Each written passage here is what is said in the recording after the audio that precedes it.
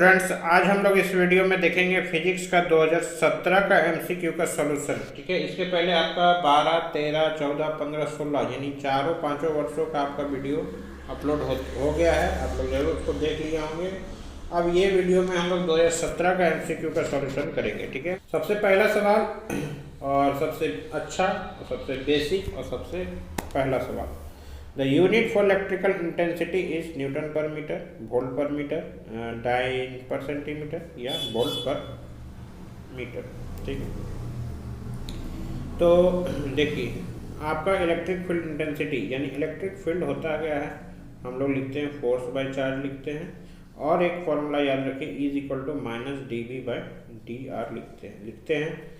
तो यहाँ पे देखिए इस फॉर्मूला से चलते हैं तो न्यूटन पर कूलम आता है यूनिट, इस फॉर्मूला से चलते हैं तो आपका क्या आता है वोल्ट पर एम्पियर, आपका वोल्ट पर मीटर ऑप्शन में आएगा। तो देखिए या तो ये ऑप्शन मिलेगा या तो ये ऑप्शन मिलेगा, कोई तो एक मिलेगा ही ना। तो यहाँ पे आप टिक किस में करेंगे, वोल्ट पर मीटर, बस आपको यही हो गया आपका सही आंसर। अब अगला सवाल में चलेंगे।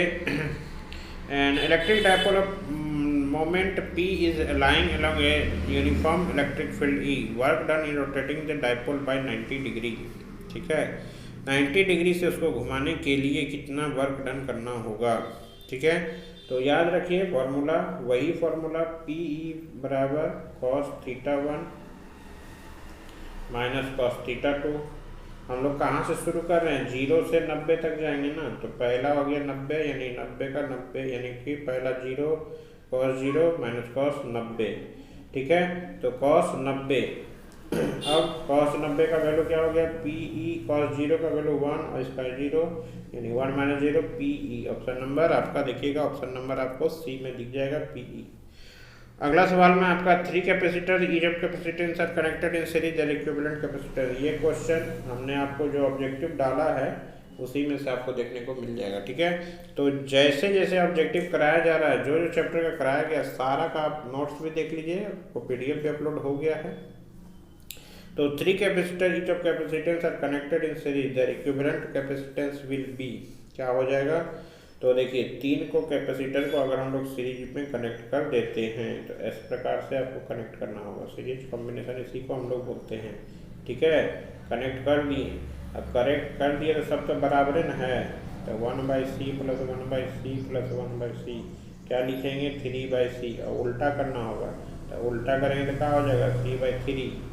ठीक है, जो काम रेजिस्टेंस में पैरेलल में करते हैं वही काम हम लोग यहाँ पर पैरेलल में नहीं सीरीज में करते हैं। बस याद रखिएगा पैरेलल में यहाँ पे क्या करते हैं, पैरेलल में C1 plus C2 plus C3 करेंगे, और सीरीज जब आएगा तो कैपेसिटेंस में ऐसा करेंगे।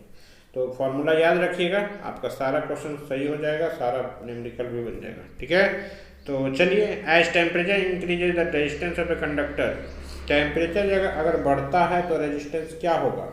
ठीक है, बढ़ेगा, घटेगा या चेंज नहीं होगा, या इनमें से कोई नहीं, हमको नहीं पता, सीधा बोल दीजिए हमको नहीं पता, ऐसा थोड़ी होता है, आंसर तो देना पड़ेगा। As temperature increases the resistance of a conductor remains unchange, increases decreases.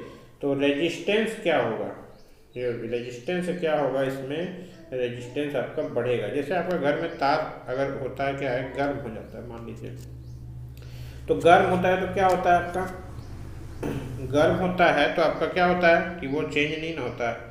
तो गर्म होता है तो आपका क्या होता है, उसमें आपका करंट फ्लो कम हो जाता है या तो होता है बंद हो जाता है। गर्म होता है तो कोई चीज़ आपका काम करना बंद हो जाता है, तो वही चीज़ है आपका। ठीक है, चलिए 2 cells of EMF E1 and E2 D and internal resistance R1 and R2 respectively are connected in parallel। अब इक्विवेलेंट EMF पूछा है। ठीक है, तो इक्विवेलेंट EMF पूछा है तो इसका फॉर्मूला डायरेक्ट आप याद रखिए क्या होगा, डायरेक्ट आप याद रखिए आपका ये फॉर्मूला हो जाएगा E1 R2 plus E2 R1 by R1 plus R2। ये डायरेक्ट आपका फॉर्मूला है, इसको बोलिएगा तो कुछ दिन के बाद हम आपको इसका डेरिवेशन भी करा देंगे। ठीक है, टेंशन नहीं लेना, अभी फिलहाल इसको याद रखिए। चलिए अब आपका an electron having charge E and mass M is moving in an uniform electric field E। एक क्वेश्चन को ध्यान दीजिएगा, हो सकता है हम अगर हाँ C/3 में हम टिक कर दिए थे ना, C/3 हो जाएगा, 3/C में हो सकता है हम टिक कर दिए हों बाय मिस्टेक, ठीक है। C/3 इसका आंसर होगा, ठीक है। चलिए सभी को क्लियर होते जाना चाहिए सारा question. An electron having charge E and mass m is moving in a uniform electric field E, it's acceleration will be. देखिए सबसे पहले तो फोर्स बराबर क्या लिखते हैं हम लोग, QE लिखते हैं। अब इलेक्ट्रॉन घूम रहा है तो E बराबर E लिख दिए। अब फोर्स बराबर और क्या लिखते हैं, मास इंटू एक्सेलरेशन लिखते हैं, तो A बराबर क्या हो जाएगा, E/m। सीधा आंसर आपको मिल जाएगा E/m, option number C. Formula दो तरीका का फार्मूला, ये इलेक्ट्रिक फील्ड का फार्मूला हो गया, ये बेसिक मास इंटू एक्सेलरेशन जो पढ़े, तो दोनों क्या किया गया, रिलेट करके क्वेश्चन को बनाया गया, और कुछ नहीं है, ठीक है। चलिए अगला सवाल में देख लेते हैं क्या है। अगला सवाल जो है आपका अल्टरनेटिंग करंट चैप्टर से है, इम्पीडेंस ऑफ LR सर्किट। देखिए इम्पीडेंस ऑफ LR सर्किट, याद रखिए कि इम्पीडेंस ऑफ LR सर्किट जो होता है दोनों का कॉम्बिनेशन होता है, यानी R को भी जोड़ेंगे और L का यानी कि XL भी जोड़ेंगे। लेकिन कैसे जोड़ेंगे, तो इस तरह से जोड़ेंगे, R² प्लस XL का होल स्क्वायर, ठीक है। XL क्या होता है, ω L होता है, तो R² प्लस X ω L² होता है ना, तो उसमें हम लोग लिखेंगे क्या, ω² प्लस L, ω² L², तो R² प्लस ω² L², ठीक है। तो यहाँ पे आपका ऑप्शन नंबर डी में आप देखिएगा, वही आपका ऑप्शन मिलेगा, ठीक है। चलिए if phi be the phase difference between alternating current and EMF then the power factor each. देखिए पावर फैक्टर का तो सीधा फॉर्मूला आपको याद रखना है कि tan फाई होगा, cos फाई होगा, sin फाई होगा, cos स्क्वायर फाई होगा। देखिए स्क्वायर में तो कंडीशन है, हटा दीजिए सबसे पहला बात। एक याद रखिए cos फाई बराबर कभी भी आप निकालिएगा तो R/Z निकालिएगा, और cos फाई ही यहाँ पे पावर फैक्टर होता है, ठीक है। चलिए अगला सवाल देख लेते हैं। In step up transformer and the number of turns in the primary and secondary coils respectively. In a step up transformer, the number of turns in the primary and secondary coils are respectively N1 and N2।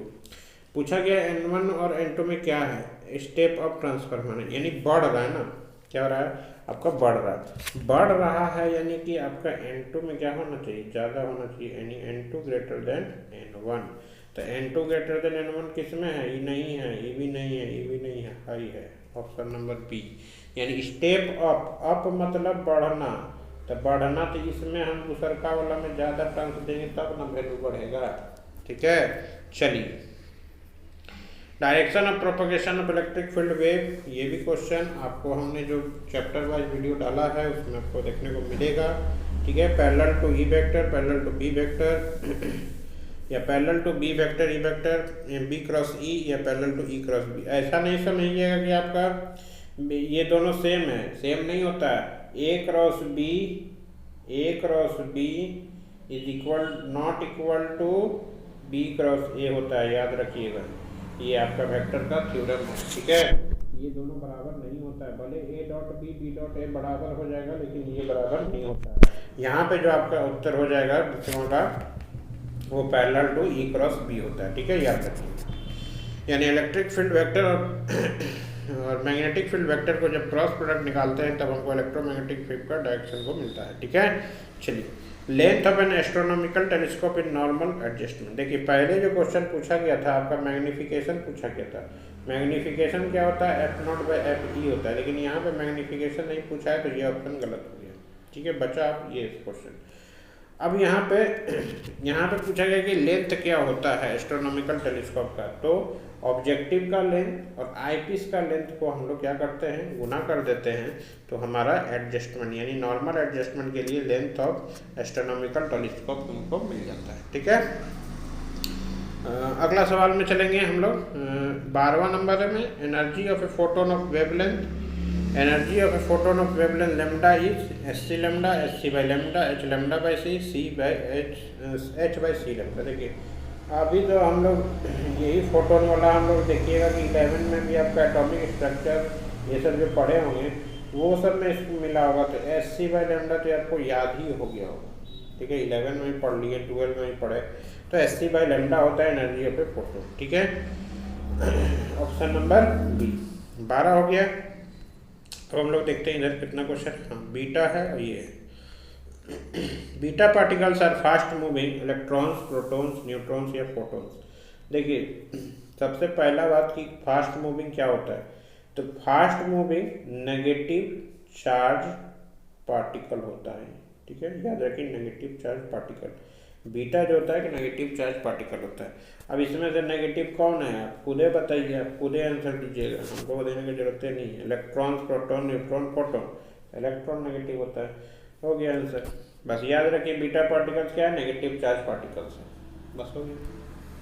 चलिए, when a forward bias is applied to a PN junction, it raises the potential barrier, reduces the majority carrier और lowers the potential barrier। अब देखिए इसको समझने का basic तरीका, बहुत ही आसान तरीका क्या है। जैसे आप चल रहे हैं, मान लीजिए आपका ये, आप चल रहे हैं, आगे बढ़ रहे हैं, ठीक है, बढ़े, इधर चलना है आपको, यहाँ कुछ आ गया रुकावट, ठीक है, रुकावट कुछ आगे नहीं चल पा रहे, तो आपको क्या करेंगे, हम ठेल दिए, इधर से ठेल दिए, तो ये क्या हुआ, फॉरवर्ड बाइस हुआ, आपको ढकेले, तो आप क्या कीजिएगा कि आगे जाइएगा, यानी आपका पोटेंशियल बैरियर जो यहाँ था, हम फोर्स लगा रहे थे, ये वाला डाउन हो जाएगा, यानी कि आप आगे बढ़ जाइएगा। ठीक है, सेम केस इसमें भी है।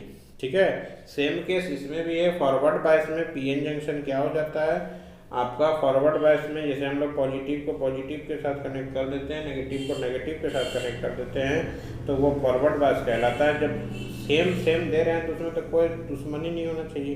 अब हम सेम ही डायरेक्शन में फोर्स लगा रहे हैं तो बढ़ना चाहिए, तो लोअर क्या कर देगा, पोटेंशियल बैरियर, यानी बैरियर को खत्म करेगा, यानी कम कर देगा, यानी लोअर्स द पोटेंशियल बैरियर।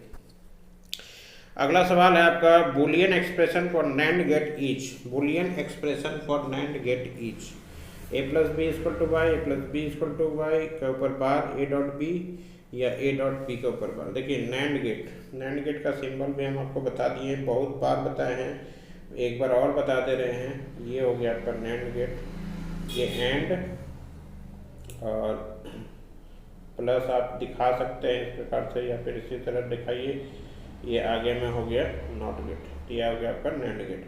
लेकिन अगर ओवरऑल आपको बनाना है तो सिंपली आप यहाँ पे दिखा सकते हैं, इसको नहीं भी दिखाइएगा तो चलेगा। तो नैंड गेट का क्या होता है, एंड का होता है ए डॉट बी, तो ए डॉट बी के ऊपर क्या दे देंगे, नैंड बार, यानी ऑप्शन नंबर डी आपका सही हो जाएगा। ठीक है, तो आई थिंक आपको जरूर सारा वीडियो पसंद आ रहा